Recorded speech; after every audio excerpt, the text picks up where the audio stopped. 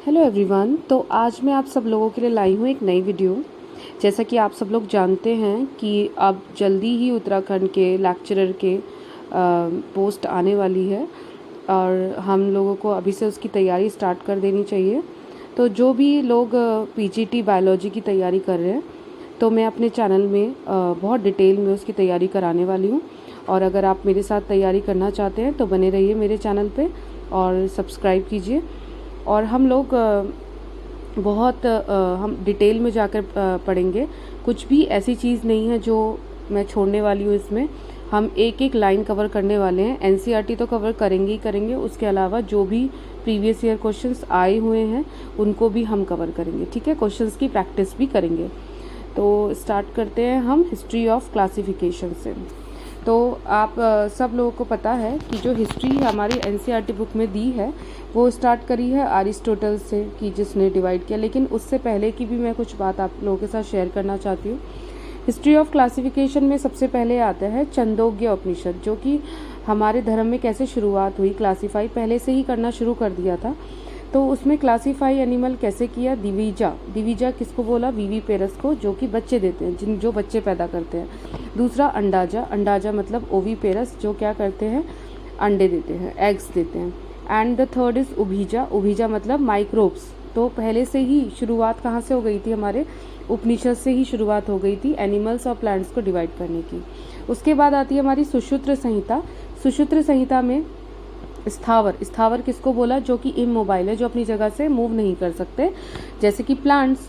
और दूसरा है जंगामा, जंगामा मतलब क्या है, मोबाइल, जैसे कि एनिमल्स, एनिमल्स मूव कर सकते हैं। तो स्थावर और जंगामा, इन दो पार्ट में डिवाइड कर दिया सुश्रुत संहिता में। हालांकि ये बहुत इंपॉर्टेंट नहीं है एग्जाम के पॉइंट ऑफ व्यू से, लेकिन अगर हम कोई चीज़ पढ़ रहे हैं, अगर हम उसकी रूट्स पे जाके पढ़ते हैं तो हमें वो चीज़ें ज़्यादा अच्छे से समझ में आती हैं। Plants were further grouped as वनस्पति, वृक्ष, विरुद्ध एंड औषधि। एंड एनिमल्स को किसमें डिवाइड किया, कुलाक्रा, मत्स्य।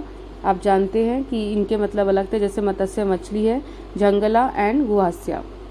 परासरा, परासरा ने क्या कैसे डिफ्रेंशिएट किया, परासरा ने देवी मातृका, जो कि डाइकोटिलिडन्स थे। आप जानते हैं कि प्लांट्स में एक डाइकोटिलिडन होते हैं और एक मोनोकोटिलिडन होते हैं, और दूसरे से इका मातृका, मोनोकोटिलिडन।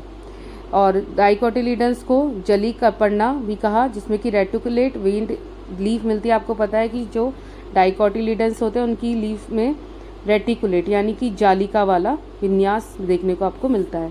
और जो आपकी इका मातृका यानी कि मोनोकोटिलिडन होते हैं उसमें आपको पैरेलल वेन लीफ देखने को मिलती है, तो उसे कहा नॉनला पढ़ना। ठीक है, फिर उसके बाद आते हैं हमारे हिप्पोक्रेट्स और एरिस्टोटल, जो कि एक्चुअली में आपके एरिस्टोटल से एनसीईआरटी में दिया हुआ है। तो एरिस्टोटल ने कैसे डिफाइन किया, वो ग्रीक स्कॉलर थे दोनों, और इन दोनों ने एनिमल्स को इंसेक्ट, बर्ड्स, फिशेज और वेल्स में डिवाइड कर दिया।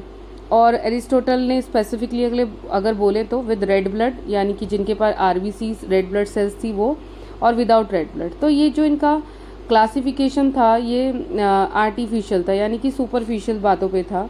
अगर एक्चुअल में हम देखें तो बहुत सारे ऐसे ऑर्गेनिजम्स थे जो कि गलत जगह पे प्लेस कर दिए गए थे, जैसे कि with red blood, without red. इसके अलावा भी बहुत सारी कैटेगरीज बन सकती थी जो उन लोगों ने डिवाइड नहीं की। तो नेक्स्ट आते हैं हमारे थियोफ्रेस्टस। तो थियोफ्रेस्टस ने प्लांट को कैटेगराइज किया ट्री, श्रब्स, अंडर श्रब्स और herbs on the basis of their habitat, जहाँ पे वो उगाए जाते हैं, जहाँ पे वो रहते हैं, मतलब प्लांट जहाँ पे नेचुरली मिलते हैं उस जगह पे हैबिटेट उसको बोलते हैं। He names and describe the 480 plants. उन्होंने 480 प्लांट्स को अपनी बुक हिस्टोरिया प्लांटेरम, ये बहुत इंपॉर्टेंट है कि उनकी बुक का नाम क्या था, हिस्टोरिया प्लांटेरम। किसकी, थियोफ्रेस्टस की बुक का नाम था हिस्टोरिया प्लांटेरम। उसके बाद आते हैं हमारे Pliny the Elder, system of artificial classification. ये आपको जनरली कहीं देखने को मिलता नहीं है नाम, लेकिन फिर भी इन्होंने भी एक क्लासिफिकेशन दिया जिसमें उन्होंने 1000 इकोनॉमिक प्लांट्स को क्या किया, अपनी बुक में डिवाइड किया। और उनकी बुक का नाम क्या था, Historia naturalis, Historia natural. Historia plantarum किसकी थी, थियोफ्रेस्टस की। उसके बाद आते हैं हमारे एक और साइंटिस्ट जिनका नाम है जॉन रे। उन्होंने 18,000 प्लांट्स को और एनिमल्स को अपनी बुक में क्या किया, डिस्क्राइब किया, जो उनकी बुक का नाम था हिस्टोरिया जनरलिस प्लांटेरम। देखो इसको याद करना बहुत ईजी है। अगर हम हिस्टोरिया प्लांटेरम और हिस्टोरिया प्लांटेरम को याद कर लें तो हम इससे बना सकते हैं हिस्टोरिया जनरलिस प्लांटेरम। हमें बीच में बस क्या लगाना है, जनरलिस। और एक बहुत इंपॉर्टेंट चीज़ जो जॉन रे के बारे में है, he also coin the term species. उन्होंने स्पीसीज टर्म को दिया था, जो कि बहुत इंपॉर्टेंट है और ये क्वेश्चन पूछा जाता है, तो ये बहुत इंपॉर्टेंट टर्म है। अब आते हैं हम नेक्स्ट पार्ट पे। अब आते हैं हमारे कैरोलस लीनियस, जो कि बहुत इंपॉर्टेंट साइंटिस्ट हैं, क्योंकि आप जानते हैं in the field of biology इन्होंने बहुत सारे काम किए हैं इंपॉर्टेंट। हम कुछ स्पेसिफिक उसमें से देखते हैं जो कि एग्जाम के पॉइंट ऑफ व्यू से इम्पॉर्टेंट है। कैरोलस लीनियस इन्होंने पूरे हम बोल सकते हैं ऑर्गेनिजम्स को प्लांट एंड एनिमल्स में बांट दिया, प्लांटी और एनिमेलिया में। जो प्लांट्स है वो प्लांटी में, एनिमेलिया में। लेकिन अभी भी कमी थी, आपको पता है कि फंगस होते हैं तो वो प्लांटी में नहीं आ सकते, क्योंकि उनकी करेक्टरिस्टिक्स प्लांट से बहुत अलग हैं। एल्गीज हैं, बहुत सारे एनिमल्स ऐसे थे। स्वीडिश नेचुरलिस्ट थे, वो डेवलप बाइनोमियल नॉमेनक्लेचर। आपको पता है कि कैरोलस लीनियस ने बाइनोमियल नॉमेनक्लेचर भी क्या किया था, दिया था, जिसमें उन्होंने क्या बोला था, उन्होंने कुछ रूल्स बताए थे, जिसमें जीनस और स्पीसीज नेम होता है। अगर हम जीनस लिख रहे हैं तो कैपिटल लेटर्स लिखेंगे, स्पीसीज लिख रहे हैं तो स्मॉल लेटर्स लिखेंगे। और जीनस और स्पीसीज क्या होते हैं, एक मतलब हम बोल सकते हैं कि ये एक यूनिवर्सल नेम है, जो उसके बॉटनिकल या जूलॉजिकल नेम होगा, जो कि पूरे वर्ल्ड में एक जैसा ही रहेगा, इसलिए उन्होंने बाइनोमियल नॉमेनक्लेचर दिया। ठीक है। He describe 5900 species in of plants. इनकी बुक का नाम बहुत इंपॉर्टेंट है, स्पीसीज प्लांटेरम, आपको याद रखना है। हिस्टोरिया प्लांटेरम किसकी थी, हिस्टोरिया नेचुरलिस किसकी थी, हिस्टोरिया जनरलिस प्लांटेरम किसकी थी, और स्पीसीज प्लांटेरम किसकी थी। ठीक है, ये बहुत इंपॉर्टेंट है। स्पीसीज प्लांटेरम में उन्होंने प्लांट्स को डिवाइड किया और सिस्टमा नेचुरी में इन्होंने एनिमल्स को डिवाइड किया। स्पीसीज प्लांटेरम और सिस्टमा नेचुरी दोनों ही कैरोलस लीनियस की है। उसके बाद आते हैं हमारे अर्नेस्ट हेकल। अर्नेस्ट हेकल अब उन्होंने थोड़ा सा और इम्प्रूवमेंट किया क्लासिफिकेशन में। इसमें उन्होंने क्या दिया, प्रोटिस्टा और ऐड कर दिया। तो उन्होंने कहा कि जो प्रोटिस्टा जो प्रोकैरियोटिक्स होते हैं, सॉरी नॉट फॉर प्रोकैरियोटिक्स, उन्होंने लिखा प्रोटिस्टा मतलब जो भी कुछ ऐसे एनिमल्स थे जो प्लांटी या एनिमलिया फिट नहीं बैठ रहे थे, तो उन्होंने उसको किस में डाल दिया, प्रोटिस्टा में डाल दिया। उसके बाद है कोपलैंड। कोपलैंड ने 4 किंगडम क्लासिफिकेशन दिया। ही एडेड मोनेरा, उन्होंने मोनेरा को भी उसमें ऐड कर दिया। अब मोनेरा किसके लिए था, केवल प्रोकैरियोटिक ग्रुप्स के लिए। अभी भी इसमें कुछ कमी थी, क्योंकि इसमें अभी भी फंगस को डिवाइड नहीं किया गया था। तो उसके बाद लास्ट में हमारे जो सबसे परफेक्ट क्लासिफिकेशन दिया वो दिया रॉबर्ट एच विटेकर ने।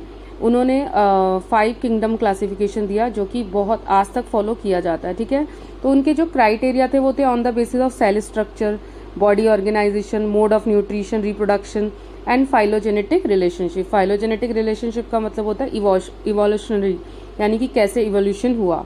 ठीक है, इवोल्यूशनरी रिलेशनशिप के बेस पे। अगर ऑर्गेनिज्म को उन्होंने प्रोकैरियोटिक और यूकैरियोटिक में डिवाइड किया। जो प्रोकैरियोटिक थे वो मोनेरा थे, जो कि ऑलरेडी कोपलैंड बता चुके थे। ठीक है, वो डिवाइड कर चुके थे। बस कमी कहाँ थी कि उन्होंने फंगस को नहीं किया था। उसके बाद यूकैरियोटिक में यूनिसेलुलर और मल्टीसेलुलर। यूनिसेलुलर प्रोटिस्टा, यानी कि ऐसे ऑर्गेनिज्म जो यूकैरियोट्स हैं लेकिन वो यूनिसेलुलर है, जैसे कि अमीबा, पैरामीशियम, ये सब किस में है, प्रोटिस्टा में। मल्टीसेलुलर में विद सेल वॉल, जिनके पास सेल वॉल थी। ठीक है, और without cell wall. With cell wall में प्लांट आ गए आपके और फंगस आ गए। फोटोट्रॉपिक जो प्लांट्स थे, हेटेरोट्रॉपिक जो फंगस थे, और विदाउट सेल वॉल में कौन आ गए आपके, एनिमेलिया आ गए। तो स्टूडेंट्स, तो जो सबसे परफेक्ट क्लासिफिकेशन था वो किसका था, रॉबर्ट एच विटेकर का। अब लास्ट में एक क्लासिफिकेशन और आता है जो सबसे अपडेटेड क्लासिफिकेशन है। हालांकि रॉबर्ट एच विटेकर का क्लासिफिकेशन भी आज तक फॉलो किया जाता है, लेकिन उसको थोड़ा सा अपडेटेड किया था कार्ल वूज ने। उन्होंने क्या किया कि उन्होंने 3 डोमेन्स को किंगडम से भी ऊपर बताया। उन्होंने कहा कि एक डोमेन होता है जो किंगडम से भी ऊपर होता है, और उन्होंने 3 डोमेन बताए, बैक्टीरिया, आर्की और यूकैरिया। बैक्टीरिया में उन्होंने रखा यू बैक्टीरिया, जो कि जो कैसे मॉडर्न बैक्टीरिया हैं। ठीक है, तो किंगडम प्रोटिस्टा और पैरामीशियम, अच्छा ये बाद में पढ़ेंगे हम। आर्की बैक्टीरिया जो कि एंशियंट बैक्टीरिया माने जाते हैं। इसके बाद यूकैरिया में इन्होंने प्लांट्स, एनिमल्स, फंगस और प्रोटिस्ट को रखा। ठीक है, तो इसका मतलब इन्होंने 6 किंगडम क्लासिफिकेशन दिया। डोमेन 3 थे और किंगडम्स 6 थे। Kingdom protista has brought together Chlamydomonas and paramecium and amoeba and chlorella. ये सब क्या थे, पहले किस में रखे गए थे, देखो क्लाइमेडोमोनास और क्लोरेला एल्गीज हैं, तो इसको हमने प्लांट्स में रख दिया था। और पैरामीशियम और अमीबा को हमने एनिमल्स में रख दिया था। तो जब 6 किंगडम क्लासिफिकेशन है या 5 किंगडम आया तो हमने इसको इसकी सुटेबल जगह पर रख दिया। ठीक है, तो हम कह सकते हैं कि प्रोटिस्टा एक ऐसा किंगडम है जिसमें कि बहुत सारे अलग अलग टाइप के ऑर्गेनिजम्स हैं। ठीक है, तो यहाँ पे हमारा जो स्टार्टिंग पोर्शन है चैप्टर का, यानी कि क्लासिफिकेशन वाला पार्ट, वो ख़त्म होता है। होप आप लोगों को समझ आया होगा। आप ये नोट्स को उतार सकते हो, और अगर आपको मेरे नोट्स चाहिए हैंड रिटन तो आप मुझे कमेंट्स में बताइए, मैं आपको लिंक शेयर कर दूँगी। और अगर और जो बच्चे बोर्ड के एग्ज़ाम की तैयारी कर रहे हैं उनके लिए भी ये वीडियो बहुत हेल्पफुल है। तो बने रहिए मेरे साथ। Thank you so much.